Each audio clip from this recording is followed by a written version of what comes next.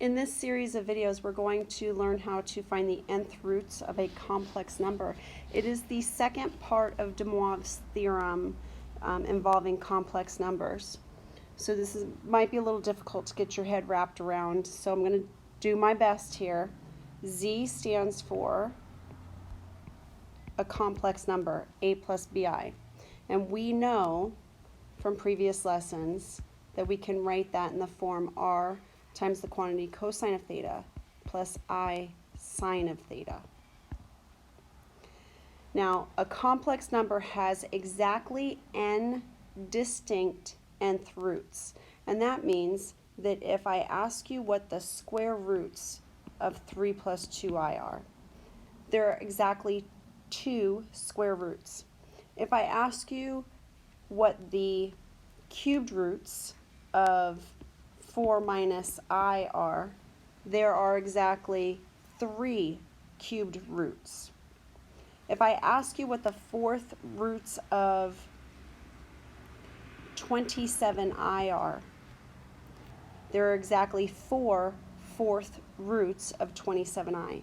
I can take any complex number, whether it has a real part or an imaginary part or both, and find n distinct nth roots. Now the word distinct means that we don't have any multiplicities. So the roots don't repeat themselves. So these are unique roots.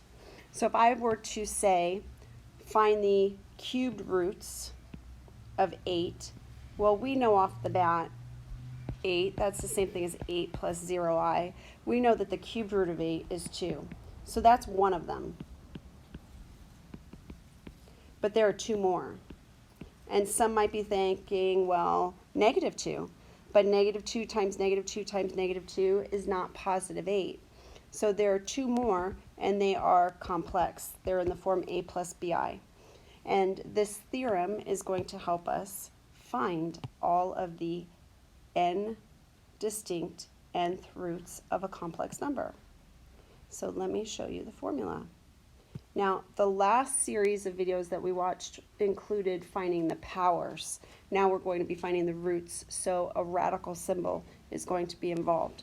So our formula here is, if you have a complex number z, it has exactly n distinct nth roots given by,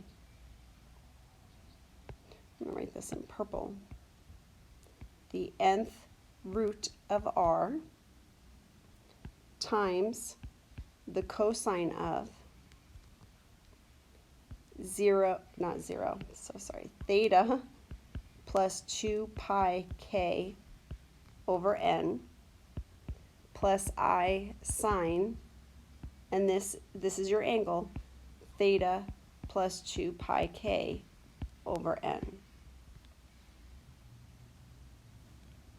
So let me highlight the angle. So this entire fraction is going to end up being the angle for your cosine and then also your angle for your sine. And those angles will be the same. Now you might be wondering, well, n, if I'm looking for the cubed root, here's n, so that's going to be my n value, that's my n value. But what about k? What does k stand for? So k is going to start at 0, and it's going to continue until you get to n minus 1. So just like when we were solving trig equations for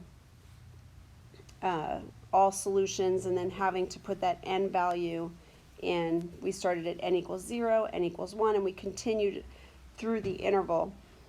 Now it's called k because n is already being used, and it will end at n minus 1. So if we're finding the cubed roots, so if n is 3 and we're finding the cubed roots, then we'll have k equals 0, 1, and 2. If we're finding the fifth roots, then we'll put a 0 in for k, then we'll put a 1, a 2, and we'll continue until we get to 4. So 0, 1, 2, I didn't really need to put that dot, dot, dot there. 0, 1, 2, 3, 4. So that's going to be your 5 values. See, 1, 2, 3, 4, 5. Okay. So in the next video, I'm going to come back and do an example. Let's write down one more thing though. If square roots, let's write this down so that you can kind of let this sink in before the next video. If square roots, then we'll calculate when k equals 0 and when k equals 1. If cubed roots, so cube roots, then k equals 0, k equals 1, k equals 2. If fourth roots, so if fourth roots, then k equals 0, k equals 1, k equals 2, and k equals 3, and so on and so forth.